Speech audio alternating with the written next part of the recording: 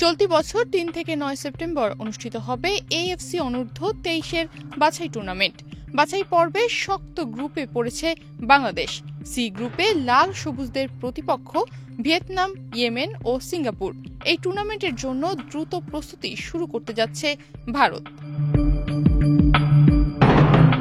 আর Bangladesh football federation Bafufe এখনো ঠিক করতে পারেন দলের কোচ হবেন কে। শনিবার জাতীয় দল কমিটির সভায় এ সংক্রান্ত অন্যতম এজেন্ডা থাকলেও এখনো অনূর্ধ্ব ২৩ দলের কোচ নিয়ে সিদ্ধান্ত নিতে পারেননি বাফুফে। সেপ্টেম্বরের প্রথম সপ্তাহে ফিফা উইন্ডোতে আন্তর্জাতিক প্রীতি ম্যাচ খেলবে বাংলাদেশ জাতীয় দল। ফলে ওই সময় জাতীয় দল নিয়ে ব্যস্ত থাকতে হবে স্প্যানিশ কোচ হেভিয়ের কাবরেরাকে। ফলে দেশি কেউ অথবা নতুন কোনো বিদেশি কোচ নিতেই হবে। এদিকে এএফসি অনূর্ধ্ব ২৩ দলের প্রধান কোচ হতে এএফসি প্রো লাইসেন্স প্রয়োজন। Gold's Gym is a globally recognized and well-established fitness brand with over 600 franchises around the world. Now at the Bosundara Sports Complex and Bosundara City. Gold's Gym Bangladesh.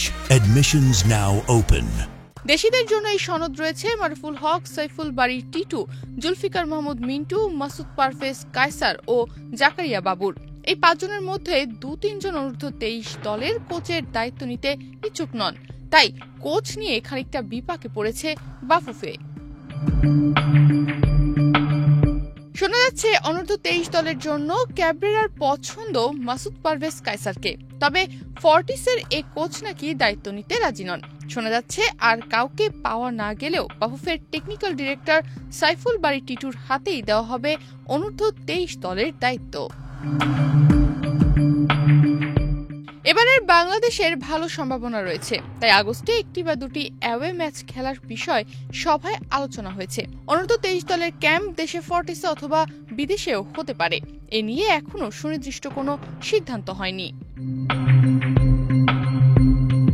জাতীয় দল কিংবা অনূর্ধ্ব ২৩ দলের জন্য বাফুফে বছরে কোটি টাকার বেশি ব্যয় করে হোটেল খরচে। কয়েক মাসের মধ্যে ফর্টিসের ডরমিটরি ব্যবস্থা উন্নত হলে সেখানে জাতীয় দলের ক্যাম্প হওয়ার বিষয়ে ইতিবাচক আলোচনা হয়েছে। জাতীয় দল কমিটির সভাও ফর্টিসে অনুষ্ঠিত হয়। ফর্টিস এফসির স্বত্বাধিকারী সাদাত হোসেন জাতীয় দল কমিটির সদস্য। সভায় একটাই প্রাপ্তি, ফর্টিসের স্থাপনা জাতীয় দলে ব্যবহারের প্রতিশ্রুতি ও সাদাত হোসেনের জাতীয় ও অনূর্ধ্ব ২৩ দলে প্রয়োজনীয় সহায়তার আশ্বাস। এদিকে অল নেপাল ফুটবল অ্যাসোসিয়েশন আগামী ৬ ও ৯ সেপ্টেম্বর বাংলাদেশের বিপক্ষে ২টি প্রীতি ম্যাচ খেলার ঘোষণা দিয়েছিল। বাফুফে এখনো সিদ্ধান্তে পৌঁছাতে পারেনি। তবে দক্ষিণ এশিয়ার বাইরে একটি দেশ ইতিবাচক মনোভাব পোষণ করেছে। আগামী ৩-৪ দিন পর হামজাদের প্রীতি ম্যাচের বিষয়টি বাফুফে জানাবে। তনিমা রহমান, বাংলাদেশ প্রতিদিন।